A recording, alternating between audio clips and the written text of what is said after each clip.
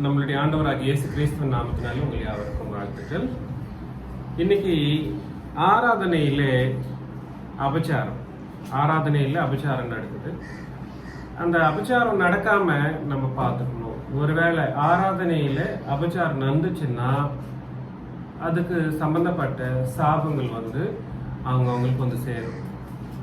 அதுல முக்கியமா ப்ரீ ரிக்விசிட்ஸ்ன்னு சொல்லுவாங்க. ஆராதனைக்கு தேவையான முன் தேவைகள். நீங்க ஆராதனை பண்றோம்னு நீங்க நினைக்கிறப்போ நமக்கு முக்கியமான முன் தேவைகள் இருக்கு. அந்த முன் தேவைகள் என்னன்றது நம்ம முதல்ல தெரிஞ்சுக்கலாம். இன்னைக்கு இன்ட்ரடக்ஷன் மட்டும்தான் பார்க்க போறோம். அதுக்கப்புறமா மீதியான சப்ஜெக்ட்ஸை நம்ம வாரம் பார்க்கலாம். ப்ரீ ரிக்விசிட்ஸ்ல முக்கியமா முன் தேவைகள்ல நீங்க உங்களுக்கு தெரியும், ஆராதனை பண்ணணும்னா ப்ரீ ரிக்விசிட்ஸ்ல முன் தேவைகள்ல முக்கியமான முதலாம் சங்கதி என்னவா இருக்கும்? உடன்படிக்கை. ஆராதனையில முக்கியமானது உடன்படிக்கை. அப்போஸ்தலர் நடபடிகள் 18ஆம் அதிகாரம் 12-13 வசனங்களை நம்ம படிக்கிறப்போ, அப்போஸ்தலர் நடபடிகள்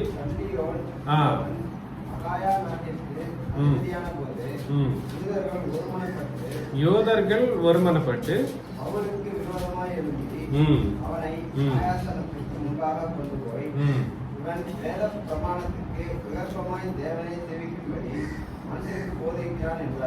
தமிழ்ல சேவிக்கும்படி என்ற ஒரு வார்த்தை உபயோகிக்கப்பட்டது.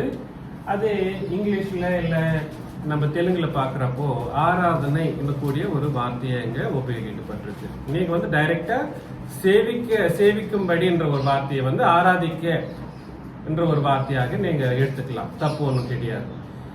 அதுதான் நான் சொல்ல வரேன். நம்ம புது உடன்படிக்கையின் சட்டத்தின்படி சேவை மற்றும் ஆராதனை என்றது பிதாவாகிய தேவனுக்கோ இயேசு கிறிஸ்துவுக்கோ அந்த சேவை என்ற ஒரு வார்த்தையை உபயோகிக்கிறப்போ அது ஆராதனையை குறிக்கிறத நீங்க டைரக்டா யோசனை பண்ணிக்கலாம். நான் சொல்லுங்க, சேவை என்ற ஒரு வார்த்தையை பிதாவாகிய தேவனுக்கோ குமாரனாகிய இயேசு கிறிஸ்துவுக்கோ உபயோகிக்கப்படுறப்போ அது என்னவா நம்ம யோசனை பண்ணணும்? ஆராதனை என்ற ஒரு யோசனையில நம்ம ஆலோசனை பண்ணணும். அதனால வேதாகமத்துக்கு வேத பிரமாணம் என்றது என்னதுங்க? லா ஆஃப் மோசஸ் இல்ல பழைய ஏற்பாடு. அதுக்கு விகல்பமா என்ன பண்ணணுமா? தேவனை ஆராதிக்க வேண்டியதா இருக்கு என்ற ஒரு வார்த்தை. தேவனை என்ற ஒரு வார்த்தை மட்டும்தான் அங்க உபயோகிக்கப்பட்டிருக்குல்ல. அதனால பிதாவாகிய தேவனை மட்டும்தானா என்ற ஒரு கேள்வி வரக்கூடாது. ஏன்னா அந்த ஒரு தேவனை என்ற ஒரு வார்த்தையை அங்க உபயோகிக்கப்பட்டது. ஆனா அந்த ஒரு கான்செப்ட்லயே பைபிள் ஃபுல்லா எழுதப்படல. நம்மளுடைய இயேசு கிறிஸ்துவுக்கும் ஆராதனை செய்யக்கூடிய ஒரு விஷயமா அநேக வசனங்களை நம்ம பார்க்கிறப்போ நமக்கு தெரிய வரும். அதனால ஃபர்ஸ்ட் அண்ட் ப்ரீ ரிக்விசிட் என்னதுங்க? முதலாம் முன் தேவை என்னதுங்க? உடன்படிக்கையின்படி மட்டும்தான் என்ன பண்ணணும்? இன்னைக்கு ஆராதனைன்றது செய்யணும். உடன்படிக்கை அல்லாமல் நம்ம ஆராதனையே செய்யக்கூடாது. உடன்படிக்கை என்றப்போ அது இன்னைக்கு ஆராதனையில நம்ம உபதேசம் பண்றப்போ அப்பம் பிற்கிற நாளிலே எந்த உடன்படிக்கையின் உபதேசத்தை கேட்க வேண்டியவர்களா நம்ம இருக்கிறோம்னா நம்மளுக்கு தெரிய வசனம். என்ன வசனங்க? அப்போஸ்தலர் நடபடிகள் 2ஆம் அதிகாரம் 42ஆம் வசனத்தை நம்ம பார்க்கிறப்போ, அப்போஸ்தலர் நடபடிகள் 2ஆம் அதிகாரம் 42ஆம் வசனம்.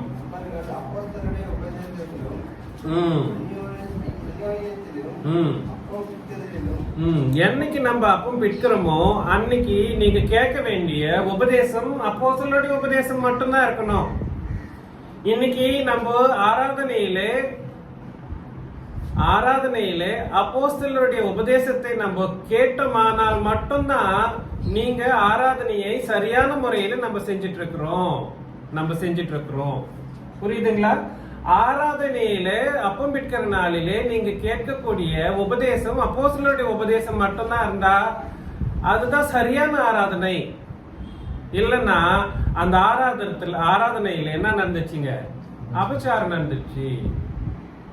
அபச்சாரம் ஆராதனையில நடக்கவே கூடாது என்னைக்குமே. அன்னைக்கு பவுல் மேலையும் அந்த யூதர்கள் என்ன பண்ணாங்க, ஒரு நிந்தையை போட்டாங்க. என்ன நிந்தை? இவன் தேவனுடைய நியாயப்பிரமாணத்துக்கு விரோதமான ஆராதனையை எங்களுக்கெல்லாம் தெரிவிச்சிட்டு இருக்கிறான். புரியுதுங்களா? அப்படின்னா என்ன அர்த்தம்னா, பொது உடன்படிக்கையின் ஆராதனையை தான் அப்போஸ்தலர் வெறும் பவுல் மட்டும் கிடையாதுங்க, அப்போஸ்தலர் எல்லாருமே அதை தான் சொல்லிட்டு வந்தாங்க. அதனால இன்னைக்கு ஆராதனையில நம்ம ஓகே, இன்னைக்கு நான் உபதேசம் பண்ணிட்டு இருக்கிறேன்றதுனால நீங்க கேட்டுட்டு இருக்கிற அந்த உபதேசம் அப்போஸ்தலருடைய உபதேசம் மட்டும்தான் இருக்குதுன்றதுனால நம்ம என்ன பண்ணலன்னா, ஆராதனையில் எந்த அபச்சாரமும் நம்ம பண்ணல.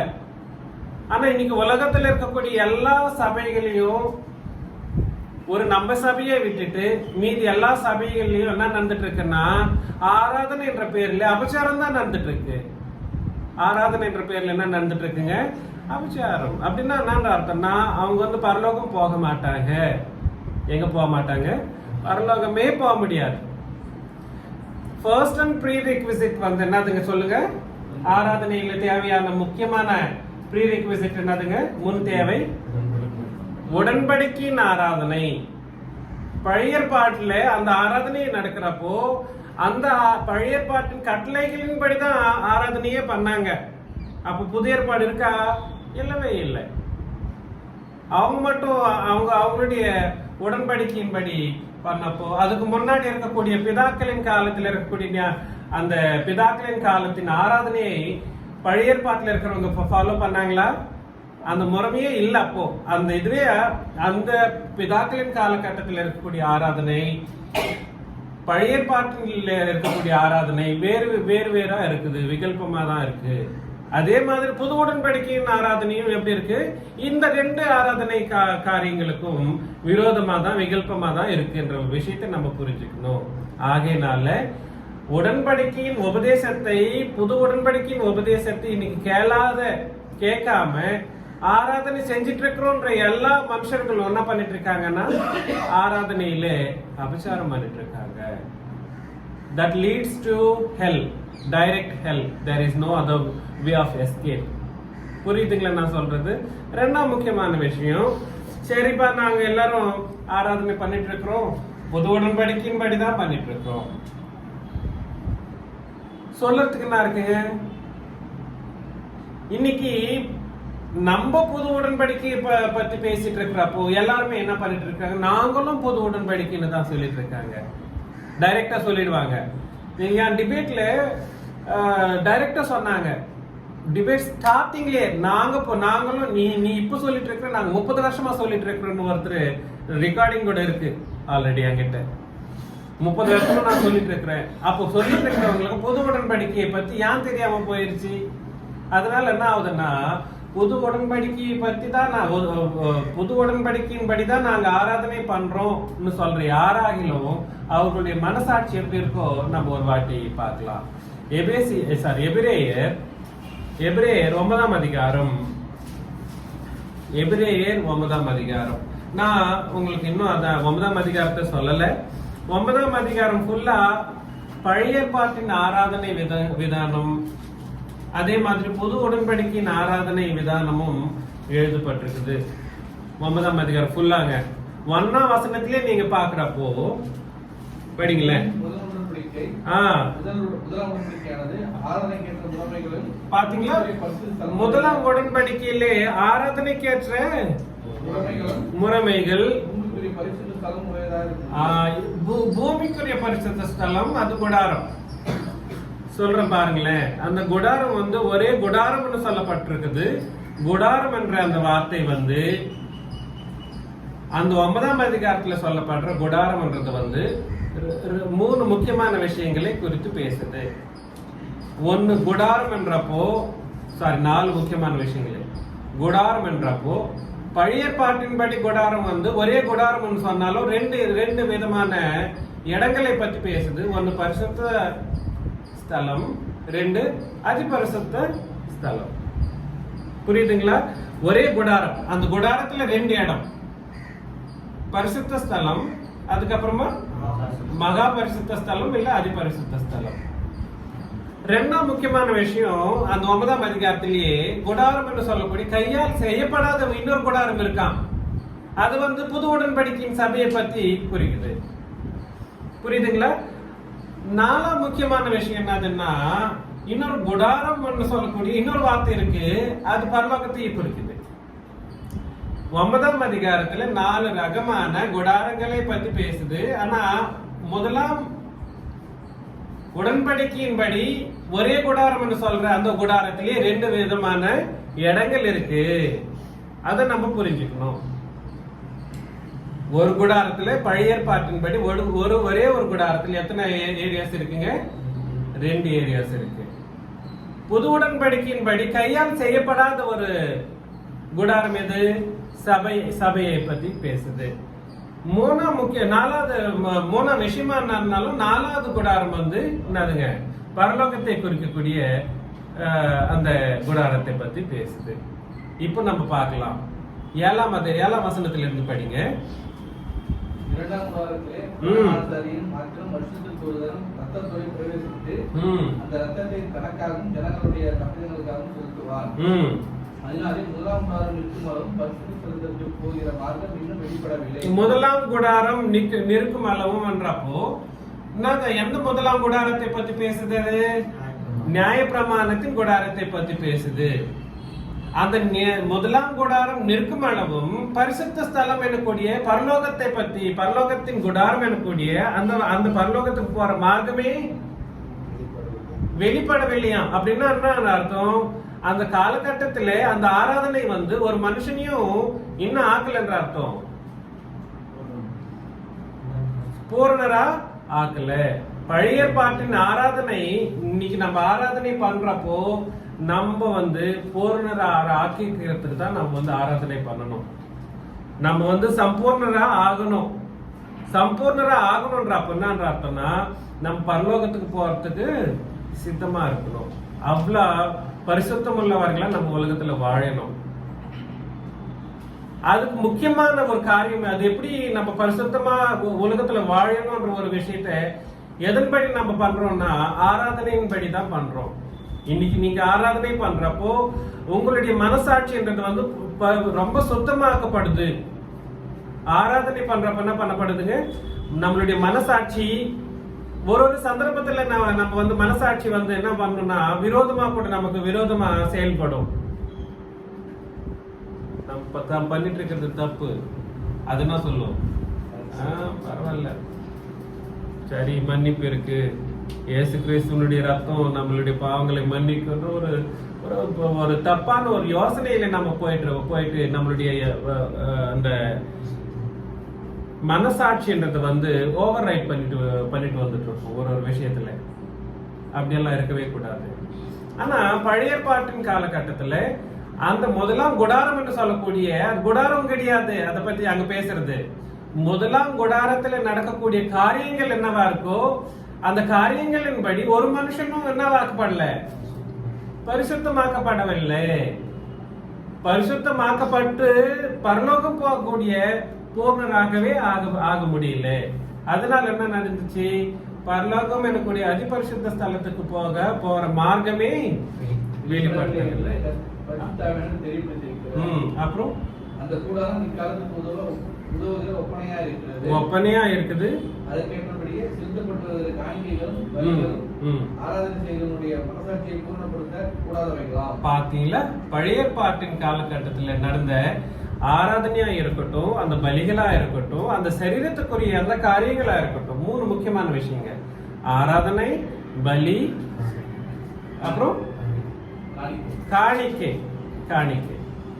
நம்ம தான் காணிக்கை அதிகமா கொடுக்கறதுக்கு மனசு வர்றதில்லை. தேவன் இயேசு கிறிஸ்துன்னு சொல்லிட்டாலே நம்ம எப்பவுமே ஒரு நன்றியுள்ள மனுஷர்களை நம்ம வாழ வேண்டியவர்களா இருக்கிறோம். என்ன சின்னராஜா பிரதர் எடுத்துட்டு போயிடுறாரு, எப்படி சின்னராஜா பிரதர் எடுத்துட்டு? No, you are not giving to Chinnaraja, or you are not giving to the church. You are giving to the Father and to the Lord Jesus Christ. இயேசு கிறிஸ்துவுக்கும் அப்படியே நம்மளுடைய பிதாவாகிய தேவனுக்கும் நம்ம என்ன பண்ணிட்டு இருக்கிறோம்? காணிக்கை செலுத்துறோம். ஆராதனையில காணிக்கை செலுத்துற ஒரு முக்கியமான காரியம் நடந்து ஆகணும். அது எப்படி கொடுக்கணும்ன்றது நான் உங்களுக்கு சொல்லியிருக்கிறேன். ஜஸ்ட் ஓரலா சொல்லியிருக்கேன். கொடுக்கறதே கம்மி, அதுல கூட சந்தோஷம் இருக்காது. அப்பா கொடுக்கறதே கம்மி, அதுல என்ன இருக்காது? சந்தோஷம் இருக்காது. அப்புறம் எப்படி கொடுப்போம்? நம்ம எவ்வளவு வாங்குறோமோ அதுக்கு சம்பந்தமா கொடுக்கவே மாட்டோம். எவ்வளவு ஒரு 1 lakh வாங்கினேன்னு வச்சுக்கீங்களேன் ஃபார் எக்ஸாம்பிள். பழைய ஏற்பாட்டின்படி பார்த்தாலே 10% கொடுக்கணும். அதுல இருந்து எப்படின்னு எவ்வளவு? 10,000 வந்து ஆகணும். அப்ப அந்த காலத்துல எவ்வளவு வந்து ஆகணும்? 10,000 வந்து ஆகணும். நீ எப்படியானா இரு, நீ அந்த கஷ்டத்துலயானா இரு. அப்புறம் நீ உனக்கு எவ்வளவு என்னது டெட்ஸ் எல்லாம் இருக்கட்டும், எந்த கஷ்டத்துல இருந்தாலும் பழைய ஏற்பாட்டின் படியானா நீ 10% கொடுத்து ஆகணும். கொடுக்கலன்னா அது ரொம்ப இது ப்ராப்ளம். ஆனா புது உடன்படிக்கையின்படி அப்படி கொடுத்தா அவங்க என்ன ஆகலையா? சம்பூர்ணரா ஆகலையா, பூர்ணரா ஆகலையா. ஏன்னா நெக்ஸ்ட் சொல்றாரு, அவைகளெல்லாம் என்ன பண்ணணும்? சீர்திருத்தப்பட வேண்டும். அது வரைக்கும்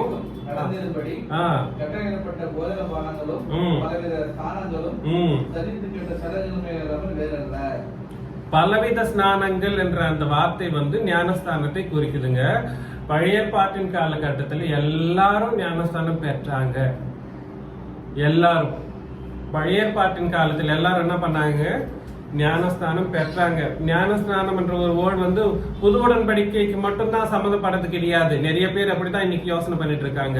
அதனாலதான் மத்தையிலிருந்தே புது உடன்படிக்கைன்ற மாதிரி அங்கிருந்து தான் யோவான் ஸ்நானகன் ஞானஸ்தானம் கொடுத்தாருன்றதுனால அங்கிருந்தே புது உடன்படிக்கைன்ற மாதிரி ஒரு தப்பான முறைமையில அந்த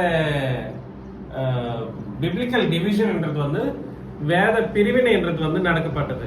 புரியுதுங்களா நான் சொல்றது? ஆனா அங்க சடங்குகள், அந்த ஸ்நானங்கள் என்று கூடிய அந்த வார்த்தையெல்லாம் வந்து ஞானஸ்தானத்தை குறிக்குது. ஞான ஸ்நானம் நடக்காம பிதாக்களின் காலத்திலேயே அந்த காரியம் நடக்கல. நியாய பிரமாணத்தின் காலத்திலையும் எந்த விஷயமும் நடக்கல. அதே மாதிரி புது உடன்படிக்கையின்படி ஞானஸ்நானம் இல்லாமயே எதுவுமே நடக்காது, நடக்கிறதுக்கும் கூடாது, நடக்கிறதுக்கு எதுவுமே இல்லை. ஆனா முக்கியமான விஷயம் என்னன்னா அந்தந்த காலகட்டத்தில் அந்தந்த விதானங்களின்படி ஞான ஸ்நானம்ன்றது வந்து கொடுக்கப்பட்டது. புரியுதுங்களா? அவன் அந்த அந்த காரியங்கள் எதுவுமே வந்து என்ன பண்ணலையா? ஒரு மனுஷனையும் அப்படின்னு நீதிமான் ஆக்கல. நீதிமானா நிக்க வைக்க முடியல. நியாயப்பிரமாணத்தின்படி நியாயப்பிரமாணத்தின் காலகட்டத்தில் நடந்த எந்த காணிக்கைகளோ ஆராதனையோ பலிகளோ அதுக்கப்புறமா அப்ப நிறைய எக்ஸ்பெண்டிச்சர் ஆயிருக்கும் இல்லைங்களா? நம்ம இன்னைக்கு அந்த மாதிரி ஏதாவது பண்ணிட்டு இருக்கிறோமா? நமக்கு அந்த இதுவே இல்லை. அதனாலதான் அது வந்து என்னது, அது ரொம்ப கஷ்டமான ஒரு நுகத்தடி, கடினமான ஒரு நுகத்தடி நியாயப்பிரமாணம். எக்ஸாக்ட்லி, சுமக்க முடியாத ஒரு நுகத்தடி அது. அப்படி இருந்தும் அவ்வளவு கஷ்டப்பட்டும் அவ்வளவு செஞ்சியும் ஒரு மனுஷனும் என்ன ஆகல, அந்த ஆராதனையும் என்ன பண்ணல, நீதிமான் அன்னைக்கு வச்சு ஒரு சம்பூர்ணரா ஆகல. அதே மாதிரி நெக்ஸ்ட் படிங்களேன். நன்மைகளுக்குரிய பிரதான ஆசாரியராய் வெளிப்பட்டு வரப்போகிற நன்மைகளுக்குரிய பிரதான ஆசாரியராய் வெளிப்பட்டு கையினால் செய்யப்பட்டதாகிய இந்த சிருஷ்டி சம்பந்தமான கூடாரத்தின் வழியாக அல்ல, பெரித உத்தமமான கூடாரத்தின் வழியாகவும் வெள்ளாட்டுக்கடா இளங்காலைகளுடைய ரத்தத்தினாலே அல்ல, அவருடைய சொந்த ரத்தத்தினாலும் ஒரே தின மகா பரிசுத்தலத்திலே பிரவேசித்து நித்திய மீட்பை உண்டு பண்ணினார். பாத்தீங்களா? இயேசு கிறிஸ்து சிலுவையிலே தன்னுடைய பரிசுத்த ரத்தத்தை சிந்தனத்தினால என்ன ஆச்சுன்னா, சுய ரத்தத்தினால மகா பரிசுத்த ஸ்தலத்துக்கு போகக்கூடிய ஒரு மார்க்கத்தை உண்டாக்கிட்டாராம். அந்த பழைய பாட்டின் குடாரம் நிற்கிற அந்த காலகட்டம் எவ்வளவு காலகட்டமா இருந்தாலும் எத்தனை வருஷம், கிட்டத்தட்ட 3000 வருஷம் வச்சுக்கீங்களேன். பழைய பாட்டின் காலகட்டம் எவ்வளவு? 3000 வருஷம். அந்த 3000 வருஷம் பரலோகத்துக்கு போகக்கூடிய மார்க்கமே வெளிப்படுத்தவில்லையா பரிசுத்த ஆவியானவர் சொல்றாராம். புரியுதுங்களா? 3000 வருஷத்துக்கு அப்புறமா இயேசு கிறிஸ்து அந்த ஆராதனையோ அந்த எல்லா காரியங்களையும் ஒழித்து போட்டது, சிலுவையில் ஒழித்து போட்டதுனால அந்த குடாரத்தின் வழியா இல்லாம இன்னொரு குடாரத்தை உருவாக்கி, கையினால் செய்யப்படாத ஒரு குடாரத்தை உருவாக்கி அந்த குடாரத்தின் வழியாக மகா பரிசுத்த ஸ்தலத்திற்கு போகக்கூடிய மார்க்கத்தை உண்டாக்கினாரா. அதுக்கப்புறமா அண்டர்லைன் பண்ணிக்கணும்.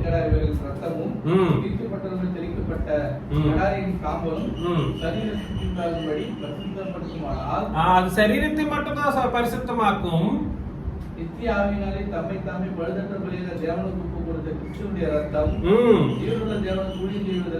ஊழியம் என்ற ஒரு வார்த்தையை அங்க ஆராதனை என்ற வார்த்தையை தான் நீங்க எழுதிக்கணும், அங்க அண்டர்லைன் பண்ணிக்கணும். அதுதான் நான் சொல்ல வரேன். இன்னைக்கு நம்ம ஆராதனை பண்றப்போ நம்மளுடைய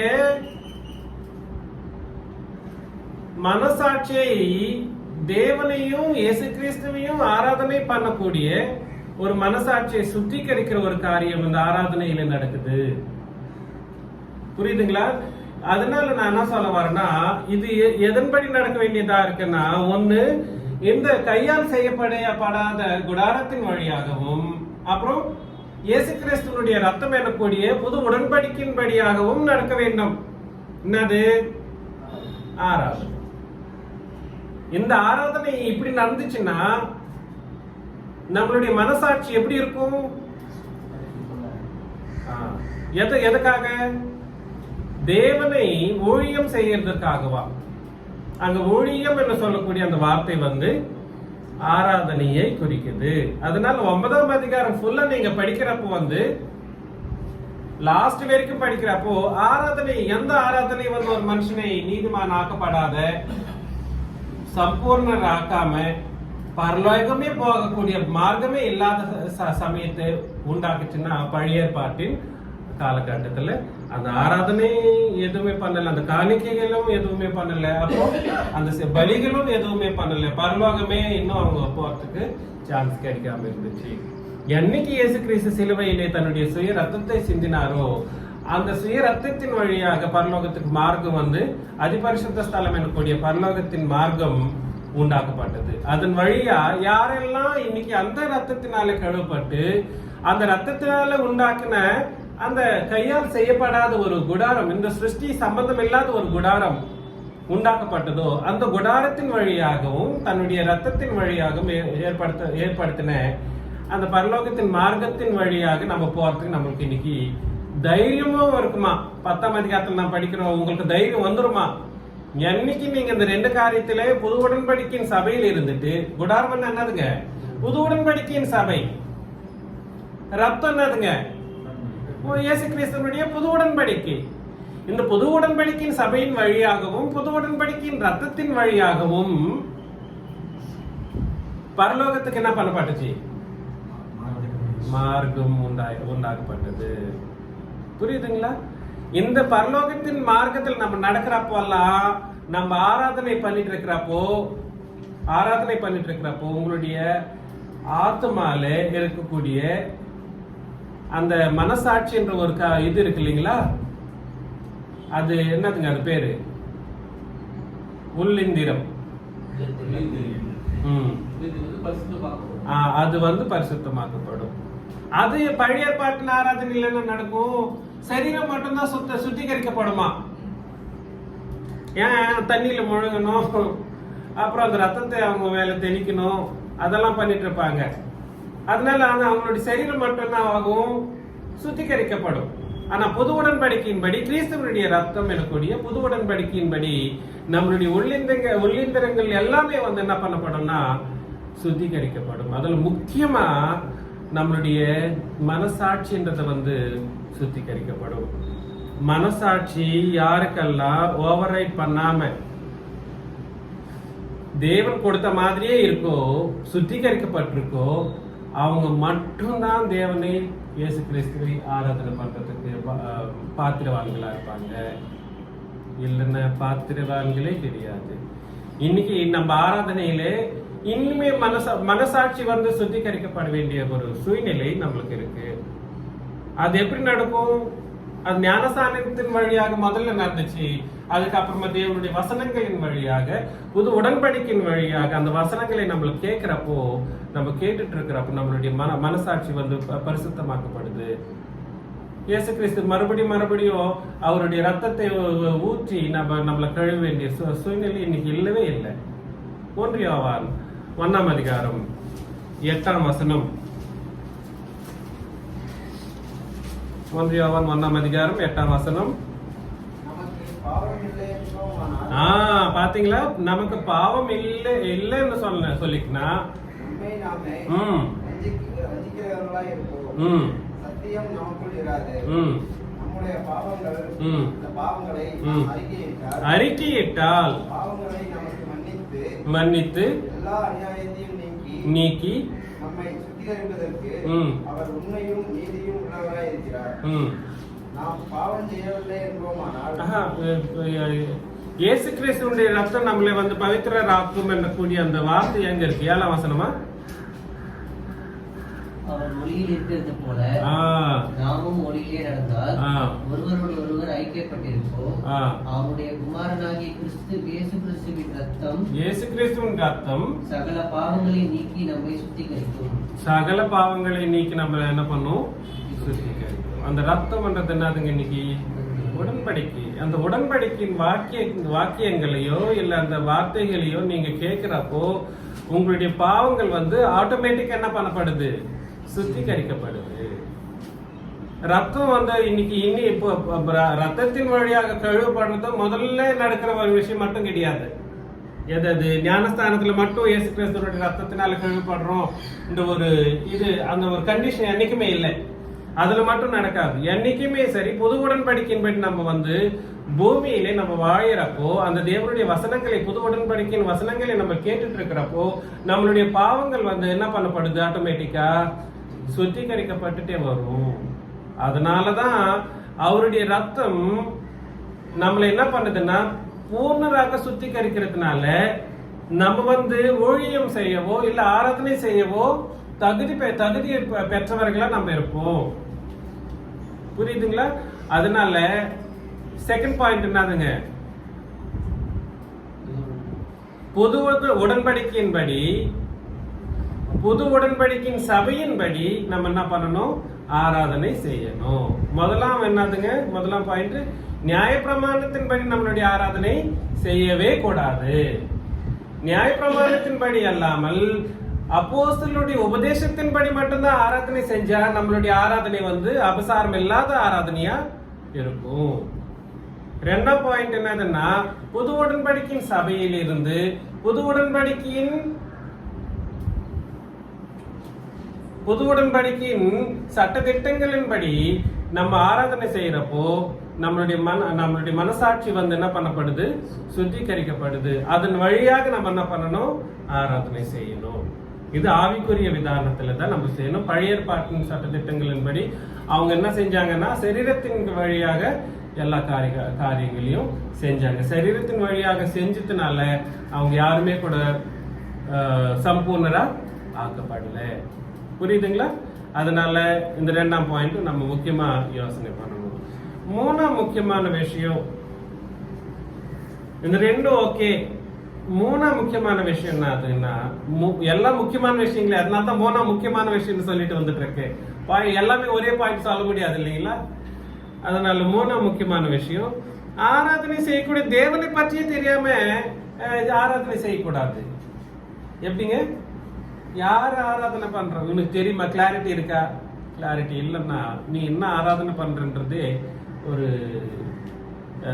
என்ன சொல்றோம், வேஸ்டான ஒரு காரியம், விருதாவான ஆராதனையா கூட இருக்கலாம். அந்த மாதிரி நியாயப்பிரமாணத்தின் சட்டத்திட்டங்களின்படி ஆராதனை செய்யக்கூடிய மனுஷர்கள் யாருக்கு ஆராதனை செய்வாங்க தெரியுங்களா?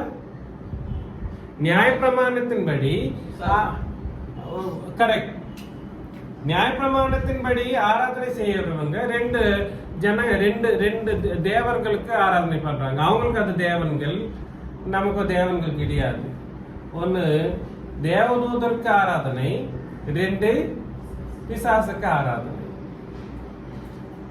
கொலோசியர் 2ஆம் அதிகாரத்துல, கொலோசியர் 2ஆம் அதிகாரம் 18ஆம் வசனத்திலிருந்து, கணுக்களாலும் கட்டுகளாலும் உதவி பெற்று இணைக்கப்பட்டு தேவ வளர்ச்சியாய் வளர்ந்திருக்கிற சரீரம் முழுவதையும் ஆராதிக்கிற தலையை பற்றிக் கொள்ளாமல் மாயமான தாழ்விலும், இன்னொரு வாட்டி மாயமான தாழ்விலும் இன்னொரு வாட்டி, கணுக்களாலும் கட்டுகளாலும் உதவி பெற்று இணைக்கப்பட்டு தேவ வளர்ச்சியாய் வளர்ந்திருக்கிற சரீரம் முழுவதையும் ஆராதிக்கிற தலையை பற்றிக் கொள்ளாமல், சரீரம் முழுவதும் ஆதரிக்கிற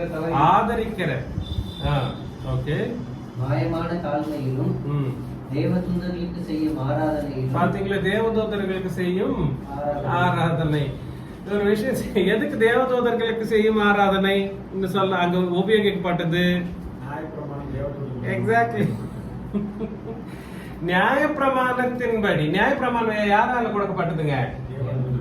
நீங்க ரோமர்ல பார்த்தா 7ஆம் அதிகாரத்துல, அப்புறம் அப்போஸ்தலர் நடவடிக்கைகள் 6ஆம் அதிகாரத்தில் பாக்குறப்போ அந்த ஸ்தேவான் வந்து சொல்றாரு, நீங்க தேவதூதர்களால் பெற்ற நியாயப்பிரமாணத்தின்படி ஒரு பொழுதும் நீங்க நீதிமான்களாக தீர்க்கப்படல, நீங்க ஆராதனையே சரியா செய்யல. அவங்களை எப்ப சொல்றாரோ ஸ்தேவான், அவங்க என்ன பண்றாங்க? கல்லிலேயே அடிச்சு கொண்டுடுறாங்க. இன்னைக்கு நம்மளுடைய சூழ்நிலையும் அப்படிதான் இருக்கு. புது உடன்படிக்கையின்படி தான் நம்ம பண்ணணும்னு சொன்னா, நியாயப்பிரமாணத்தின்படி பண்ணக்கூடாதுன்னு சொன்னா, எங்களை தேவதூதர்கள் கொடுத்த நியாயப்பிரமாணம்னு சொல்றியா? நாங்க ஆராதனை பண்ணது யாரு? பிதாவாக தேவன் கூடிய தேவனே. அவரை ஆராதனை பண்ண நீங்க என்ன பண்ணிட்டு இருக்கிற? தேவதூதர்களால் கொடுக்கப்பட்டதுன்னு நினைக்கிறேன்னு சொல்லி அவர் மேல ரொம்ப கோவப்பட்டு கல்லிலேயே அறிஞ்சு சாவச்சிட்டாங்க. கலாத்தியர்லயும் 3ஆம் அதிகாரத்திலயும் அந்த வசனத்தை நம்ம படிக்கிறோம், தேவதூதர்களால் கொடுக்கப்பட்ட நியாயப்பிரமாணம். அதனால ஆராதனை இல்லை, என்னைக்கெல்லாம் நியாயப்பிரமாணம் சேர்க்கப்படுதோ அந்த ஆராதனையை பெற்றுக்கொண்டிருக்கிறவங்க யாருன்னா தேவதூதர்கள். யாருங்க?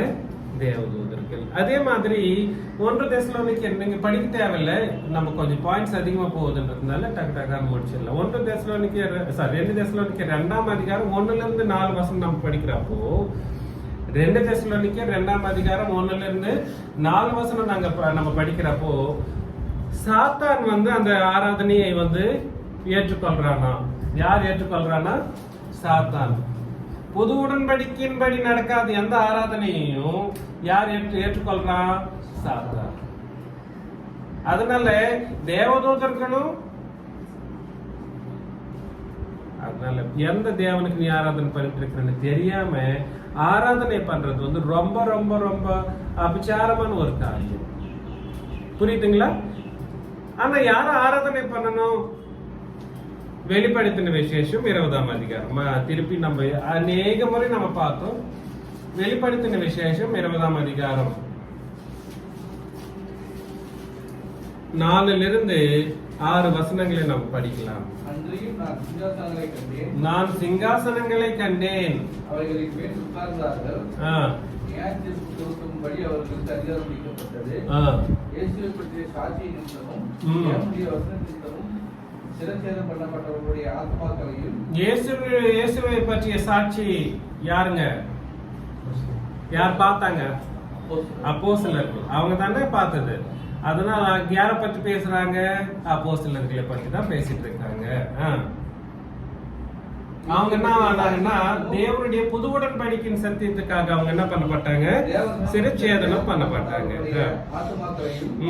மிருகத்தையாவது அது திருப்பத்தையாவது வழங்காமலும் தங்கள் நெற்றியிலும் தங்கள் கையிலும் அது முட்டை தரித்துக் கொள்ளாமலும் இருந்தவர்களையும் கண்டேன். அவர்கள் உயிர் கிறிஸ்துவிலே கூட 1000 வருஷம் அரசாண்டார்கள். பாத்தீங்களா? அவங்க 1000 வருஷம் அரசாண்டார்கள். மரணமடைந்த மற்றவர்கள் அந்த 1000 வருஷம் முடியும் வருஷம் அளவும் உயிரடையவில்லை. மரணம் அடைந்தவர்கள் 1000 வருஷம் ஆகிற வரைக்கும் என்ன பண்ணப்படலையா? உயிரடையவில்லை. என்னன்னு அர்த்தம்? இப்போ நியாயப்பிரமாணத்தின் காலத்துல மரணம் அடைந்தவர்கள் என்னவாகல? உயிரடையவில்லை. ஏன் உயிரடையவில்லை? இயேசு கிறிஸ்து ஜீவனை கொடுக்கலன்றதுனால என்ன ஆகல? அவங்க உயிர் பெறல. ஜீவனை பெற்றுக்கொண்டவர்கள் மட்டும்தான் உயிர்ப்பிக்கப்பட்டவர்கள். புரியுதுங்களா நான் சொல்றது? யாரெல்லாம் இன்னைக்கு இயேசு கிறிஸ்துவனுடைய ரத்தத்தினாலே அளிக்கப்பட்ட ஜீவனை பெற்றுக்கொள்ளாத இருக்காங்களோ அவங்க எல்லாம் மரித்தவர்கள். மரணித்தவர்கள் இல்ல மரித்தவர்கள். எப்படி மறிக்கிறாங்க?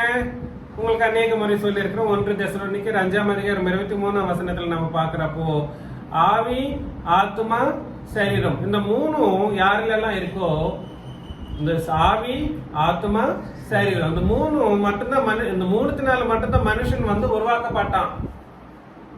ஆவி, ஆத்மா, சரீரம். இதுல ஆவியும் சரீரமும் இருக்கும், ஆனா ஆத்மா இருக்காது.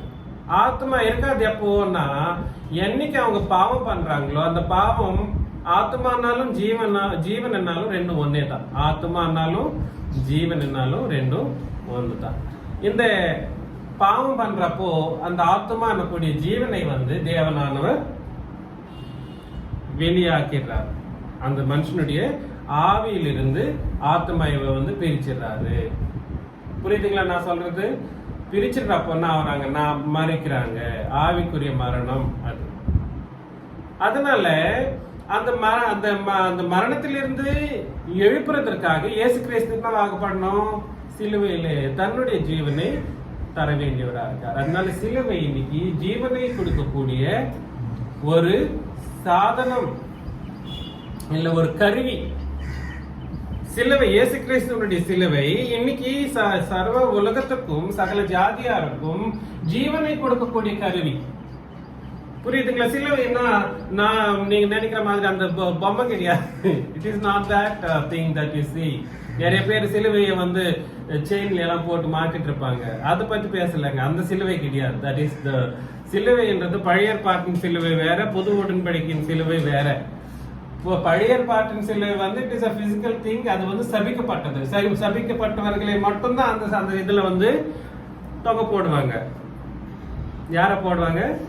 சபிக்கப்பட்டவர்கள். ஆனா புது உடன்படிக்கையின் சிலுவை சபிக்கக்கூடிய விஷயம் கிடையாது. ஆவிக்குரிய ஒரு சிலுவையை பத்தி தான் அங்க பேசுறாரு. அப்போஸ்தலர்கள் யாரும் அதுதான் பேசினாங்க. நானும் இன்னைக்கு அதை தான் சொல்லிட்டு இருக்கிறேன். இந்த ஆவியின் சிலுவை என்ன பண்ணுதுன்னா, நீங்கள் போக்கிக் கொண்ட உங்களிலிருந்து எடுக்கப்பட்ட அந்த ஜீவனை பிதாவாகி தேவனிடத்தில் கொடுக்கப்பட்டு இயேசு கிறிஸ்துவனுடைய ஜீவனை அந்த சிலுவை உங்களுடைய ஆவியிலே சேர்க்குமா? யாருடைய ஜீவனை? இயேசு கிறிஸ்துவனுடைய ஜீவனை. எது நீங்க பாக்குறப்போ கொலோசியர் 2:2 நீங்க படிக்கிறப்ப அந்த விஷயம் நம்ம பார்க்கணும். ஆனா நான் என்ன சொல்ல வரேன்னா, முக்கியமா இன்னைக்கு ஆராதனை பண்றவங்க யாரை ஆராதனை பண்றோம்? நெக்ஸ்ட் வெளிப்படுத்தின விசேஷத்துக்கு போயிடுங்க.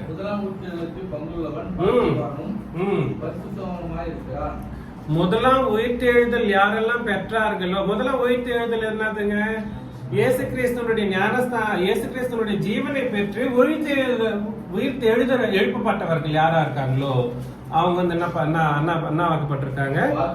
பாக்கியவானும் பரிசுத்தவான்களும் ஆயிருப்பாங்க. இந்த பரிசுத்தம் சம்பூர்ணமான ஒரு பரிசுத்தம். நீங்க நினைக்கிற மாதிரி சரீரத்துக்குரிய பரிசுத்தம் கிடையாது. அது இல்ல உலகத்தார் நினைக்கக்கூடிய வெள்ளை துணியை போட்டுட்டு பரிசுத்தம் கிடையாது. வெள்ளை ஷர்ட், வெள்ளை பேண்ட், அது தகுந்த மாதிரி வெள்ளை முடியும் இன்னைக்கு இருந்தாதான் அப்படி ரொம்ப பரிசுத்தம்ன்ற மாதிரி பாக்குறாங்க. அப்படின்னா இன்னைக்கு யங்ஸ்டர்ஸ் எல்லாம் ப்ரீச் பண்றதுக்கு கூட உனக்கு வயசு இல்லைன்ற மாதிரி பேசிட்டு இருப்பாங்க. என்ன சொல்றாங்க, அவருடைய எக்ஸ்பீரியன்ஸ்ல பாதி ஏஜ் கூட இல்ல உனக்கு, நீ எப்படி பேசலாம் அவரை பத்தின்ற மாதிரி எல்லாம். எக்ஸ்பீரியன்ஸ்ல பாதி ஏஜா எனக்கு இல்லையா? இன்னும் நத்திங் லைக் தட். வெள்ளை முடி, வெள்ளை ஷர்ட், அப்புறம் வெள்ளை பேண்ட், வெள்ளை போனு, எல்லாம் வெள்ளையா இருந்தா அது that is not called the holiness.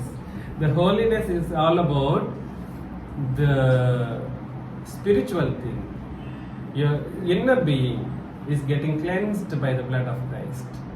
இயேசு கிறிஸ்துவினுடைய ரத்தத்தினாலே உங்களுடைய ஆவிக்குரிய இந்திரியங்கள் கழுவப்படுற ஒரு விஷயம். புரியுதுங்களா? அப்புறமா படிங்க. இவர்கள் மேல் என்ன அதிகாரமே இல்லையா?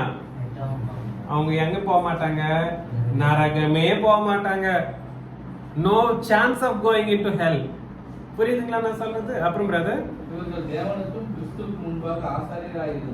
ஆசாரியர் என்ற ஒரு வார்த்தை ஆராதனையை குறிக்குது. புது உடன்படிக்கையின் சபையில் இருக்கிறவங்களுடைய ஆசாரியத்துவம் வேற, இயேசு கிறிஸ்துவனுடைய ஆசாரியத்துவம் வேற. நான் மறுபடியும் சொல்றேன் பாருங்களேன். இயேசு கிறிஸ்துவனுடைய ஆசாரியத்துவம் வேற, புது உடன்படிக்கையின் சபையில் இருக்கக்கூடிய பரிசுத்தவான்களுடைய ஆசாரியத்துவம் வேற. பரிசுத்தவான்களுடைய ஆசாரியத்துவம் சண்டே ஆனா ஆராதனை குறிக்குது. மிகுந்த நாளிலே நீங்கள் ஆசாரியத்துவத்தை பாடல்களின் மூலமாகவோ ஜபங்களின் மூலமாகவோ நீங்களுடைய ஆசாரியத்துவத்தை நீங்க செய்யறீங்க. அது ஆராதனை கிடையாது. ஆராதனையில நம்ம அந்த அப்பம் பிடிக்கிற காரியமோ, அப்புறம் காணிக்கை செலுத்துறதோ, அப்புறம் பாடல்கள் பாடுறதோ, முழங்கால் படிட்டு ஜபம் பண்றதோ, இந்த 5 காரியங்கள் இருக்கு இல்லைங்களா? இந்த 5 காரியங்கள்ல நம்ம என்னைக்கெல்லாம் நம்ம பார்ட்டிசிபேட் பண்ணிட்டு இருக்கிறோமோ ஆராதனையில, அது சண்டேவா இருக்கணும்.